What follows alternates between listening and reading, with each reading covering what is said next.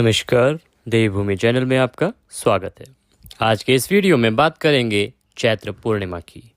चैत्र पूर्णिमा 2024 में कब है, ये अप्रैल की किस तारीख को होगी, किस प्रकार से इसका व्रत किया जाए, पूजा की जाए और इसके नियम क्या हैं, किन नियमों का पालन करने से आपके सभी दुख दूर होते हैं।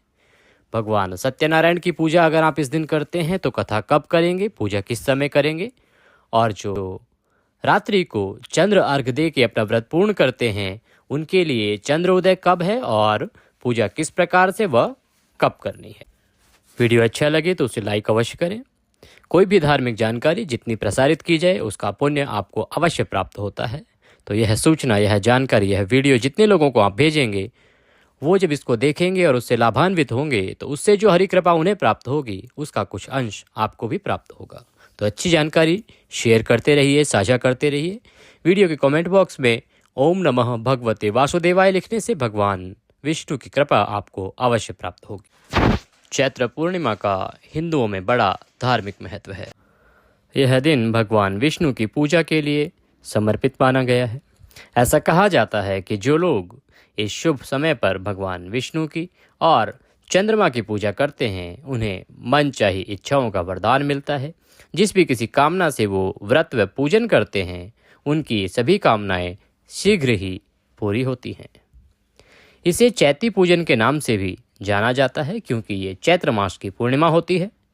और इस साल यह कब है ये बताएं, इससे पहले यह जानना आवश्यक है कि चैत्र पूर्णिमा पर आप किस प्रकार से भगवान सत्यनारायण की कथा करें, व्रत करें व पूजन करें। चैत्र पूर्णिमा जिस दिन आप व्रत रख रहे हैं उस दिन आपको सूर्योदय से पहले अवश्य ही उठ जाना चाहिए। नियम है कि आप ब्रह्म मुहूर्त में उठें, पर सभी के सामने भिन्न भिन्न प्रकार की परेशानियां होती हैं, तो आप सूर्योदय से पहले अवश्य उठ जाएं। और उठने के बाद स्नान आदि करने के बाद सबसे पहले सूर्य को जल दें।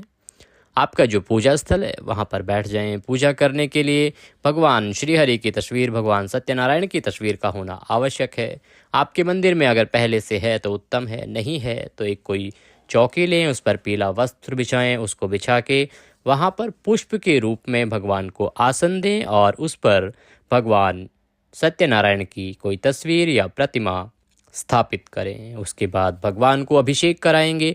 अभिषेक आप पंचामृत से करा सकते हैं। अगर आपके पास कोई इस प्रकार की प्रतिमा है जिसको स्नान कराया जा सकता है तो आप पंचामृत बनाएं। घी, दूध, शहद, दही और शक्कर, इन 5 चीज़ों से मिलकर पंचामृत बनाएं और उससे भगवान का अभिषेक कराएं। फिर पुनः शुद्ध जल से अभिषेक कराएं, उनको साफ वस्त्र से पोंछें और रोली कुमकुम आदि का तिलक लगाएं। अगर आपके पास कोई तस्वीर है तो आप शुद्ध जल से सांकेतिक स्नान करा सकते हैं। एक लोटा या ग्लास लीजिए, उसमें थोड़ा जल लीजिए, जल में थोड़ा गंगा जल मिला लीजिए और उसके बाद उसे भगवान सत्यनारायण का स्नान कराइए। स्नान कराने के लिए 2 उंगलियों से या किसी पुष्प से भगवान को छींटे दीजिए। सांकेतिक स्नान इसे कहा जाता है। छींटे देने के बाद एक साफ सुथरे कपड़े से उनको पोंछिए। रौली कुमकुम आदि का तिलक लगाइए। तिलक लगा के भगवान को पुष्प अर्पित कीजिए। माला आपके पास है, माल्यार्पण कीजिए। घी का दिया जलाइए, धूप जलाइए। वस्त्र के रूप में मौली, जो आप कलावा धागा जो आप अपने हाथ में बांधते हैं, उसका एक छोटा टुकड़ा तोड़िए और टुकड़ा तोड़ के भगवान को वस्त्र के रूप में अर्पित कीजिए। आपके पास अगर पान का पत्ता, लौंग, इलायची, सुपारी है तो उसका बीड़ा बनाइए और वह भी भगवान को अर्पित कीजिए। और उसके बाद अपने व्रत का संकल्प कीजिए। संकल्प का बहुत ही साधारण सा विधान है। ओम विष्णु विष्णु विष्णु। अपना सीधा हाथ लीजिए, सीधे हाथ में थोड़ा सा जल लीजिए, उसमें पुष्प रखिए और 1 रुपये का सिक्का दक्षिणा के रूप में कम से कम रखिए। अधिक आप रखना चाहें तो रख सकते हैं। दूसरा हाथ उसके नीचे लगाइए। अगर आप जोड़े से संकल्प करते हैं तो अपनी पत्नी का हाथ साथ में लगाइए। उसके बाद बोलिए ओम विष्णु और विष्णु और विष्णु। अपना नाम बोलिए, अपना गोत्र बोलिए। अमुक स्थान है जहाँ पे आप उस समय विराजमान हैं, जहाँ बैठे हैं वहाँ का मकान नंबर, क्षेत्र का नाम बोलिए। अमुक वासरे, जो उस दिन वार है वह बोलिए। जो तिथि है पूर्णिमा पूर्ण तिथि हो। हे प्रभु, आज के दिन हम पूर्णिमा व्रत करने का संकल्प लेते हैं, पूजन करने का संकल्प लेते हैं। अमुक जो भी उद्देश्य से आप यह व्रत कर रहे हैं, अगर वो उद्देश्य है तो आप वह दोहराइए कि आप इस कामना की पूर्ति करें। इसमें कोई गलती, कोई त्रुटि हमसे हो तो उसे क्षमा करें और हम इस व्रत को सफलतापूर्वक कर पाएँ, ऐसा आशीर्वाद प्रदान करें। इस प्रकार से भगवान को नमस्कार करते हुए यह संकल्प भगवान के चरणों में अर्पित कर दीजिए। उसके बाद आप भगवान सत्यनारायण की कथा करेंगे। कथा करने के लिए आपके पास कथा है तो उत्तम है, कथा नहीं है तो हमारे चैनल पर प्रति पूर्णिमा पर सत्यनारायण भगवान की कथा सुनाई जाती है, तो आप वहां पर भी हमारे चैनल पर भी कथा सुन सकते हैं। चैनल को सब्सक्राइब नहीं किया है तो सब्सक्राइब कर लीजिए, क्योंकि सभी जानकारियाँ, धार्मिक जानकारियाँ कि कौन सी तिथि कब है, कथा किस प्रकार से करनी है, क्या कथा है, वो सभी जानकारियाँ आपको समय से पहले हमारे चैनल देवभूमि पर बताई जाती हैं, प्रसारित की जाती हैं। तो इससे आपके कोई भी व्रत और त्यौहार छूटता नहीं है, समय से आप उसकी तैयारी कर सकते हैं। भगवान सत्यनारायण की कथा के लिए आप हमारा दूसरा वीडियो देख सकते हैं, लिंक आपको डिस्क्रिप्शन में दिया गया है। भगवान सत्यनारायण की कथा सुनने के बाद आरती करेंगे, भगवान को भोग लगाएंगे। भोग में आप जो आटे की पंजीरी बनाई जाती है, आटा, शक्कर, थोड़ा सा घी मिला के, और उसमें थोड़े केले तोड़ के डाले जाते हैं, काट के डाले जाते हैं, और पंचामृत बनाकर भगवान का भोग लगाया जाता है। भगवान को भोग लगाइए, आरती कीजिए, उसके बाद दैनिक कार्यों में लग जाइए।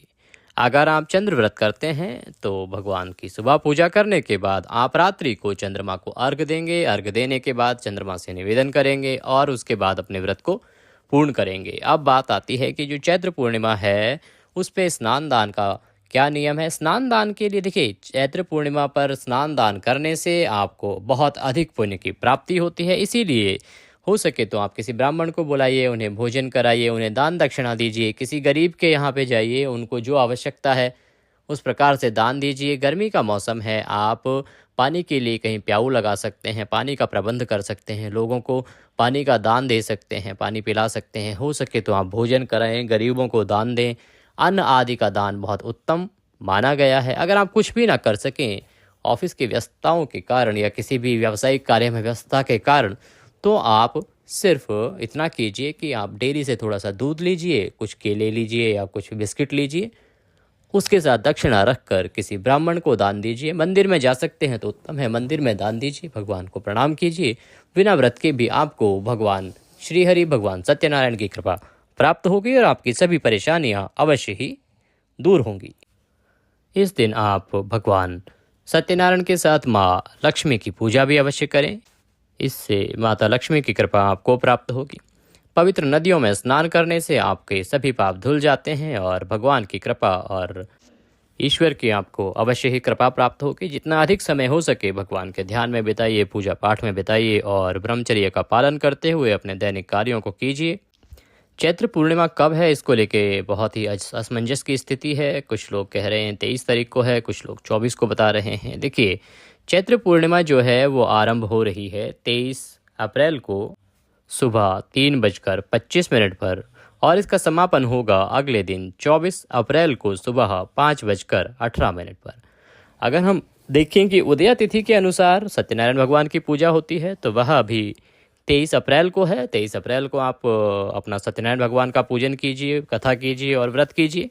अगर आप चंद्रमा व्रत करते हैं, चंद्र अर्घ देके और व्रत पूर्ण करते हैं, तो वह भी 23 अप्रैल को ही होगा, क्योंकि रात्रि को चंद्रमा को अर्घ दिया जाता है और 23 अप्रैल को ही रात्रि को पूर्णिमा रहेगी।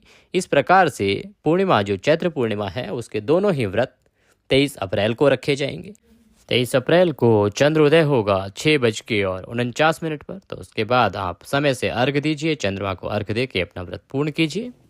आज के इस वीडियो में अभी के लिए इतना ही। जानकारी अच्छी लगी हो तो उसे शेयर अवश्य करें और कमेंट बॉक्स में ओम नमः भगवते वासुदेवाय या जय श्री हरि लिखने से भगवान श्री हरि की कृपा आपको प्राप्त होगी और आपके सभी काम अवश्य ही बनेंगे। नमस्कार।